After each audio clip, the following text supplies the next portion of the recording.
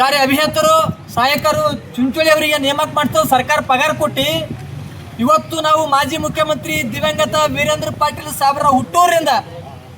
ಏನು ಬರಗಾಲ ಬಿದ್ದದ ನಾವು ರೈತರಿಗೆ ತರಕಾರಿ ಮಾಡ್ಕೋಬೇಕು ನೀರಾವರಿ ಮಾಡ್ಕೋಬೇಕಂತೇಳಿ ನಾವೇನು ಕನಸು ಕಂಡಂತ ರೈತರಿಗೆ ಅನುಕೂಲ ಮಾಡ್ಕೊಡ್ಬೇಕಂತ ಇವತ್ತು ನಮ್ಮ ಸರ್ಕಾರ ಹಿಂದಿರುವಂಥ ಸರ್ಕಾರ ಕೊಟ್ರ ಇವತ್ತು ಅಧಿಕಾರಿಗಳು ಗಾಡಿ ಕೊಟ್ಟಾರ ಅವ್ರಿಗೆ ಪಗಾರ ಕೊಟ್ಟದ ಮ್ಯಾಲ ಅವ್ರಿಗೆ ಅವ್ರು ಬಿಡ್ಬಾರ್ದು ಅಂತ ಎ ಸಿ ಕೊಟ್ಟದ ಎ ಸಿ ಇರೋದಾಗೂ ಇಲ್ಲ ಈ ಕಚೇರಿಗೂ ಇಲ್ಲ ಇಂಥ ಅಧಿಕಾರಿಗಳು ನಮ್ಮ ತಾಲೂಕಿಗೆ ಕೊಟ್ರ ಅಂದ್ರೆ ನಮ್ಮ ದುರ್ದೈವ ಅದು ಏನು ಸರ್ಕಾರದೇನು ಇವತ್ತೇನು ಬೇಕಂತೇಳಿ ರೈತರಿಗೆ